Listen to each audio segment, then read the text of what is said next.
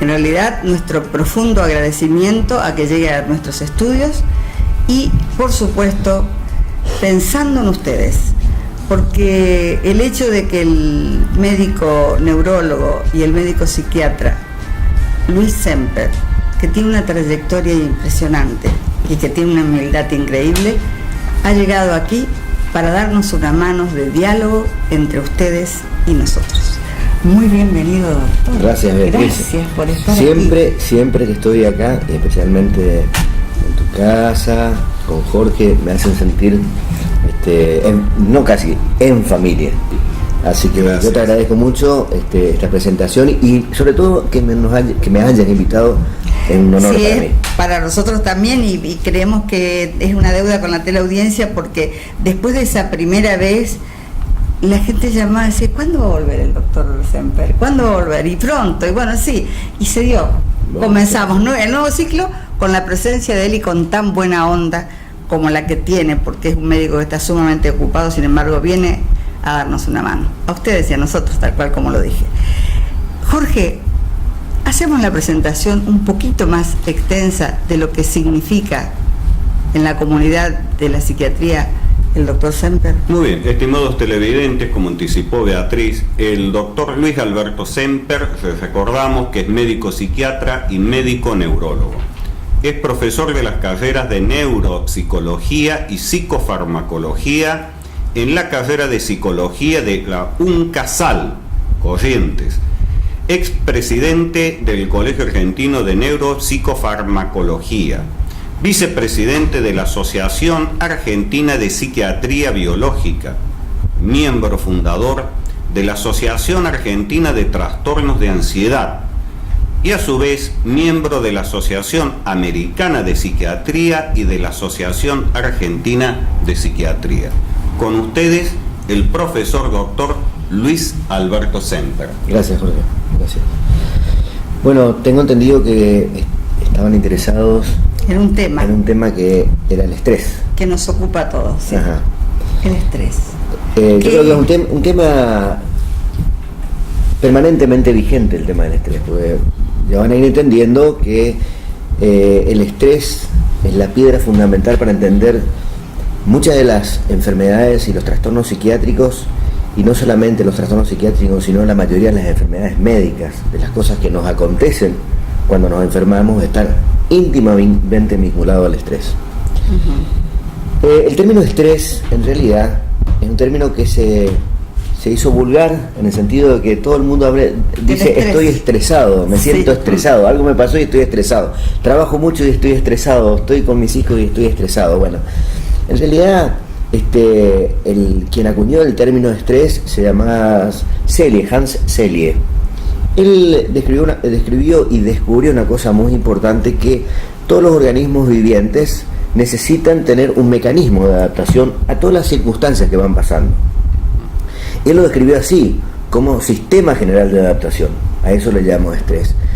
A él le valió la nominación fue nominado para Premio Nobel en su momento por este descubrimiento tan interesante del estrés.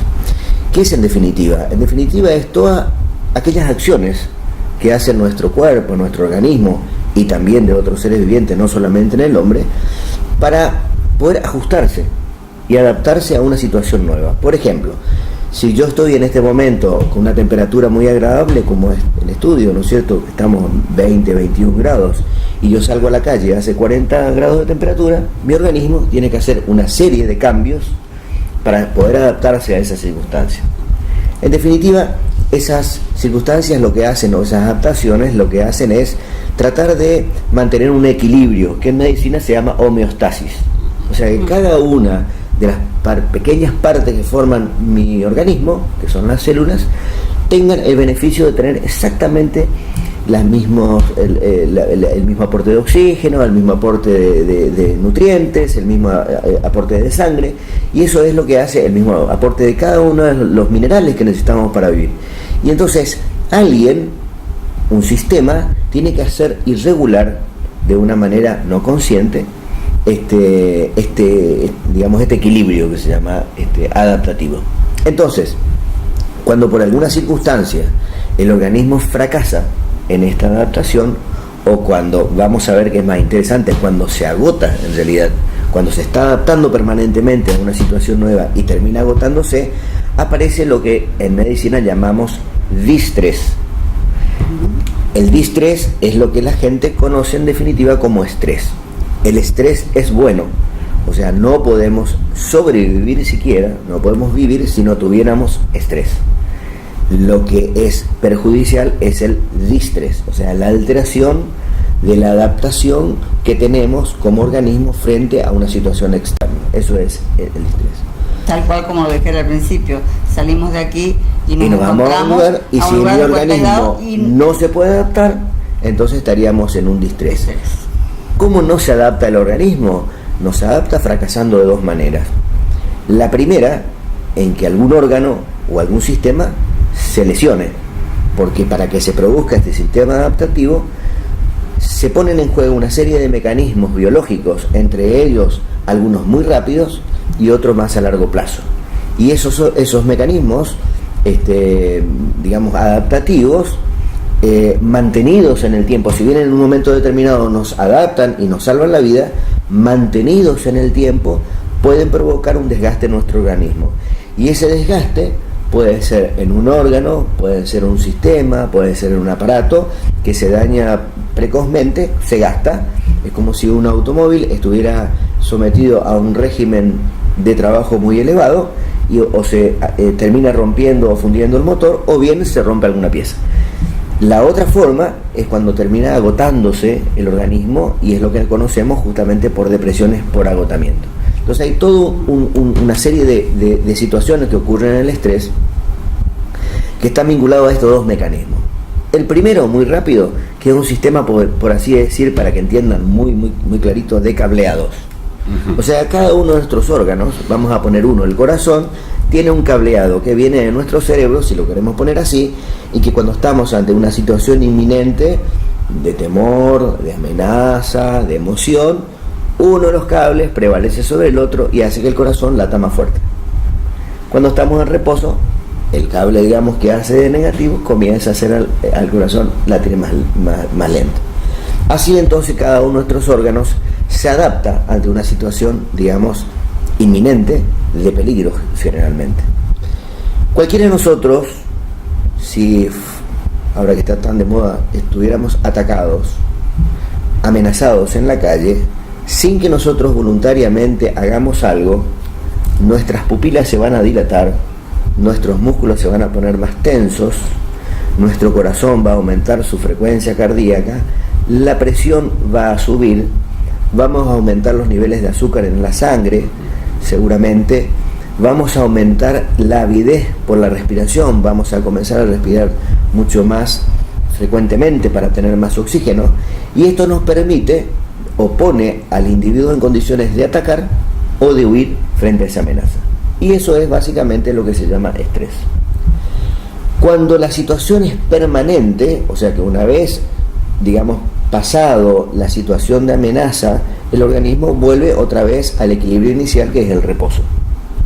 Ahora, si la situación se mantiene de manera constante, y ya vamos a ver cuándo se da esto, se utiliza otro mecanismo que es a largo plazo, que es un mecanismo hormonal. O sea, ya no es un mecanismo de alerta inmediato, de alarma inmediato, como es el sistema simpático y parasimpático, sino que es un mecanismo hormonal.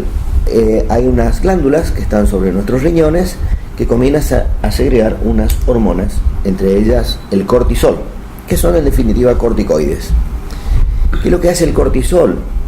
El cortisol lo que hace es tratar de darle la oportunidad a ese organismo de mantener mayor cantidad, que supone que puede llegar a perder líquidos, tratar de retener mayor cantidad de sales, tratar de retener mayor cantidad de azúcar, o bien formar mayor cantidad de azúcar. Esto es lo mismo que pasa cuando nosotros nos inyectamos corticoides, porque en definitiva es eso. Cuando uno mantiene el cortisol demasiado alto porque estamos ante una situación de estrés, ocurren las cosas que ocurren cuando nosotros nos colocamos corticoides. ¿Y qué ocurre cuando nos colocamos corticoides? Generalmente nos sube la presión, aumentamos de peso, digamos, nuestro cuerpo adquiere otra estructura por el edema, ¿no es cierto?, como se llama síndrome de Cushingoide. También aumentan los niveles de glucosa, aumentan los niveles de triglicéridos, del colesterol. O sea, el organismo trata de tener todos los recursos biológicos como para poder sobrevivir, por decir, a una amenaza permanente. Cuando esa amenaza, por alguna razón, como es obvio, desaparece, el organismo tiende a volver a su estado inicial. ¿Y cómo se hace esto? A través de unos receptores que están en nuestro cerebro, que le dicen a una parte de nuestro cerebro que se llama hipotálamo que deje de estimular a la glándula suprarrenal para que no siga descargando corticoides.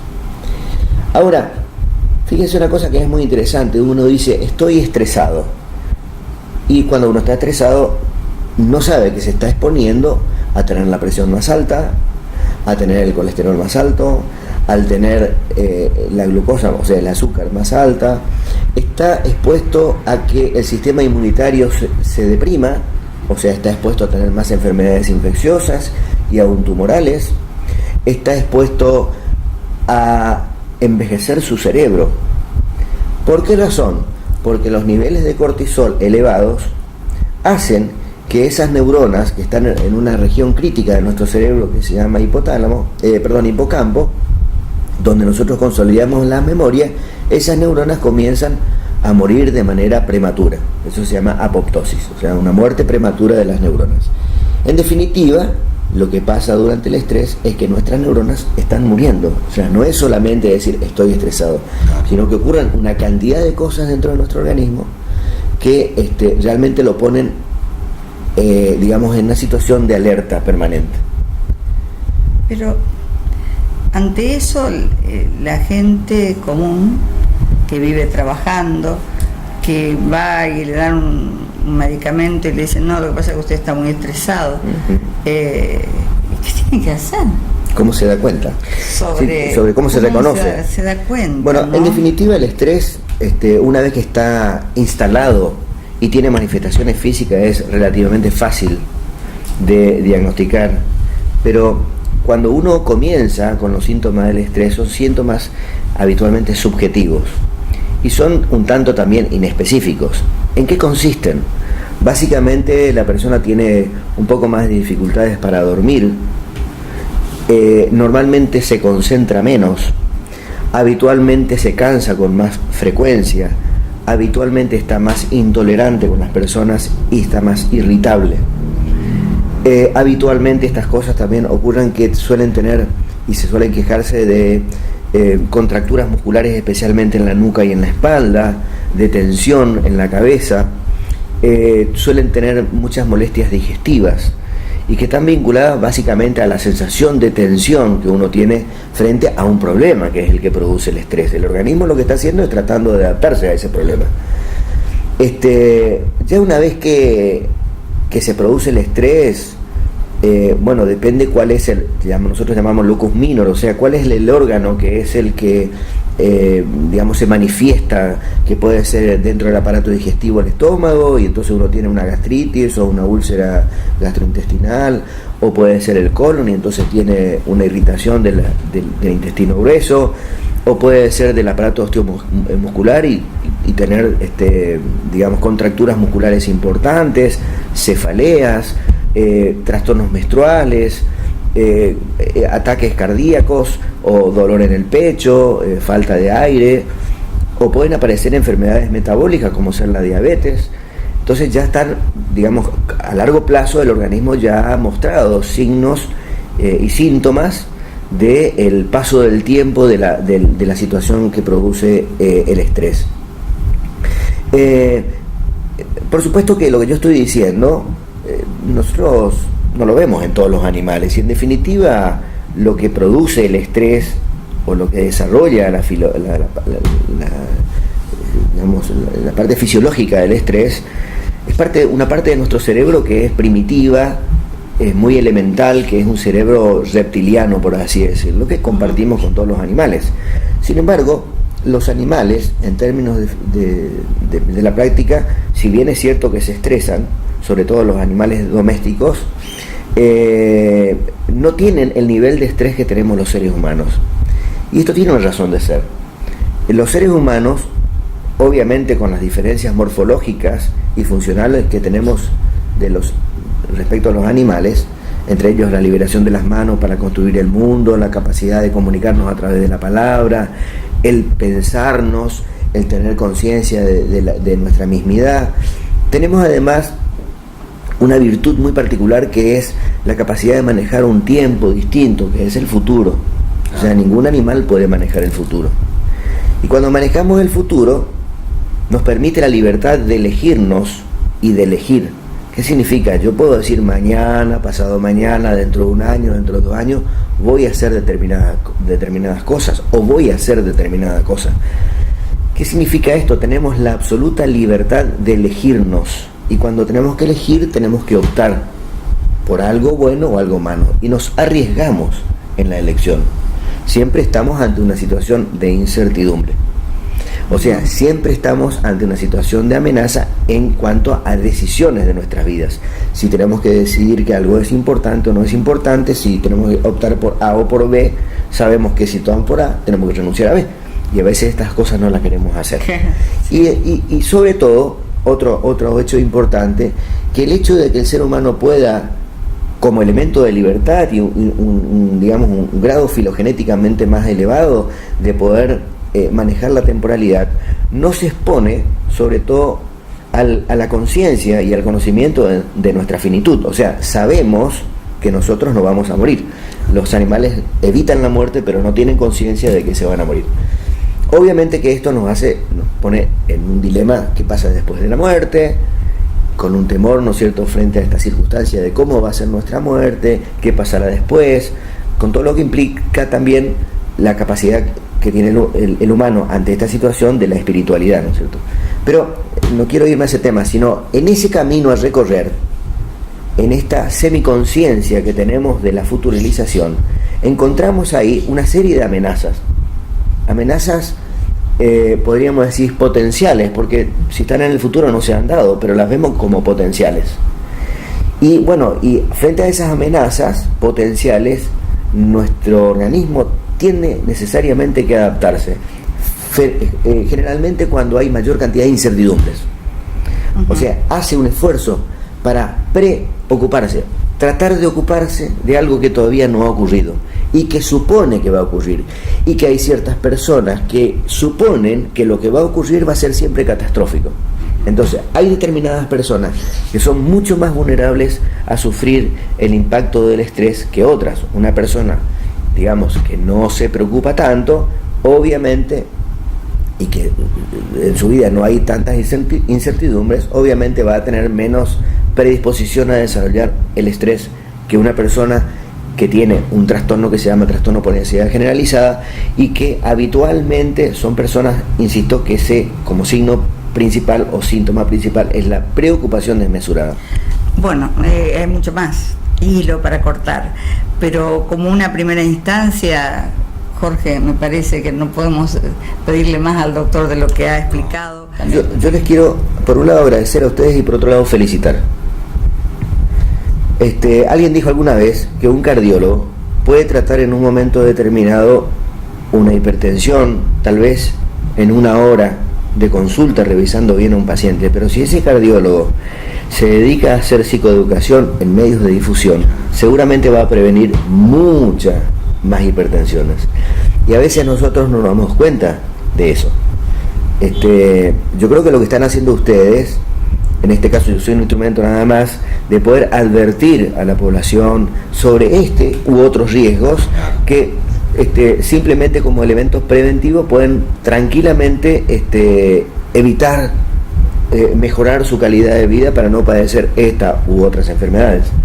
En este sentido se hacen campañas para muchas enfermedades, ¿no es cierto? Hay campañas para la diabetes, hay campañas para la hipertensión, hay campañas para la enfermedad de Parkinson, en fin, hay muchas campañas que para las enfermedades metabólicas, para el tabaquismo, para la obesidad.